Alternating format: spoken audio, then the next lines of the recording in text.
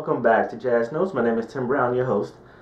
I'm starting to really get into the Jazz Notes series. As you may have noticed, I'm starting to put out some episodes a little bit more frequently. Maybe that has to do with me listening to a little bit more jazz lately. Of course, if you're a big jazz lover, you can't help but love bebop and hard bop and all the pianists that came out of that movement. And I'm kind of in that mode right now. So for this episode, I'm going to focus on Duke Jordan. Specifically, I'm going to feature an album, Flight to Jordan. Duke Jordan was a jazz pianist and composer. He was born Irving Sidney Duke Jordan on April 1st, 1922 and died August 8th, 2006. Leonard Feather, who writes the liner notes for Flight to Jordan, begins his first sentences with a biographical quote from Barry Ulanov's Handbook of Jazz, written in 1947, which cites Jordan as, quote, an early bop pianist, a swinging one, still very much part of jazz, unquote. Feather goes on to mention that those are one of the few sources he could find on Jordan at the time. Jordan was 23 years of age when he recorded with the Floyd Horsecollar Williams Septet in 1945. He would later record with Roy Eldridge and his orchestra and the original Charlie Parker Quintet with Miles Davis, Tommy Potter, and Max Roach. He also recorded with Parker during his Dial sessions.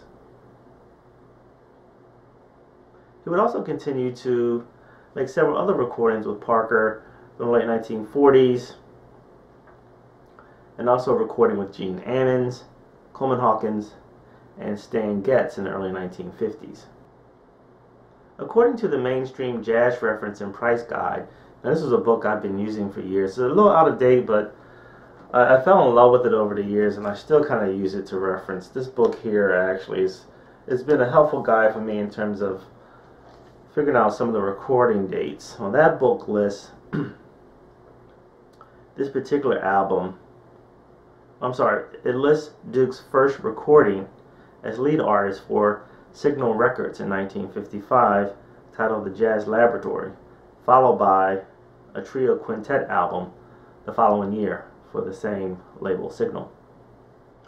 Leonard Feather also provides some other biographical information that you might find interesting.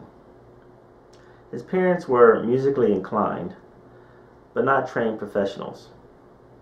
He received private music lessons at an early age and continued until he was 16 when he played in the school band for Brooklyn Automotive High.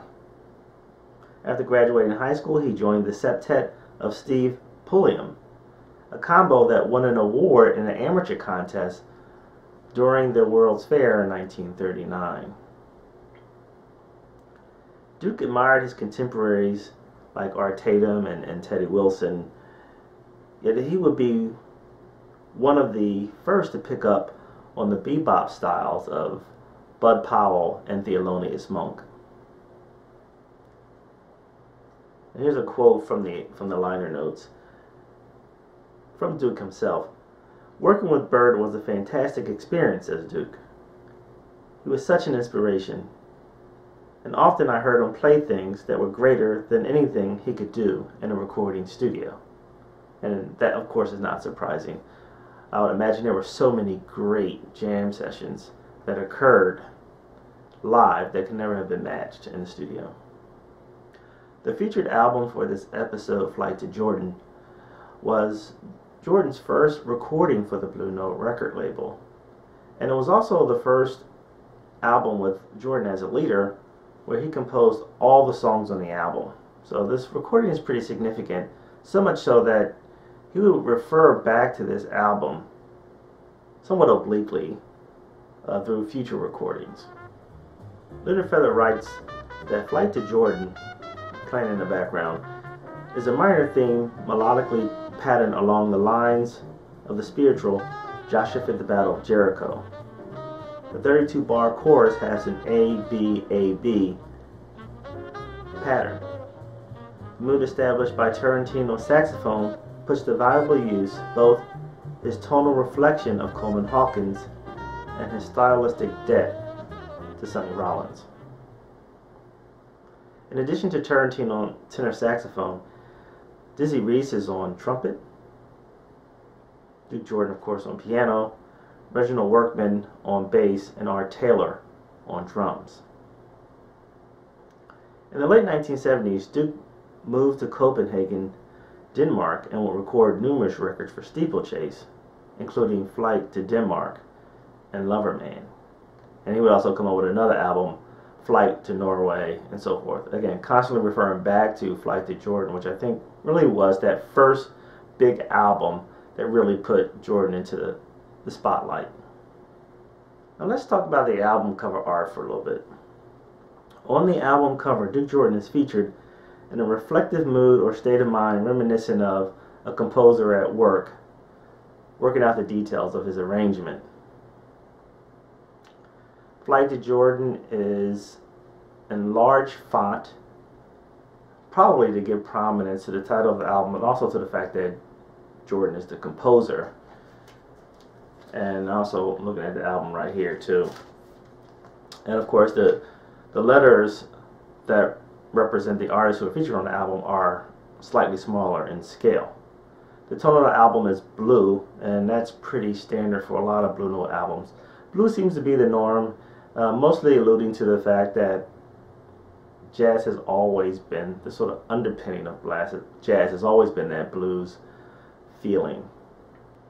Now going back to the liner notes, I want to read a final quote by Feather as he closes out his summary of this particular recording session. It is good to find Duke Jordan so well represented by an album that displays his dual talents as composer and pianist.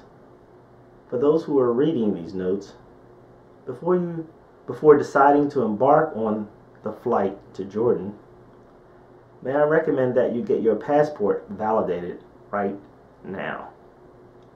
And I would even say that even today, if you haven't listened to Duke Jordan's music yet, I would say the same thing. Validate your passport, get on board, and check him out. He's one of the greatest pianists, jazz pianists of all time. And check out the Steeplechase albums. I have probably about 5 or 6 of those recordings. All of them are fantastic. You will not be disappointed. Well, I appreciate you joining me once again for Jazz Notes. I'll see you next time.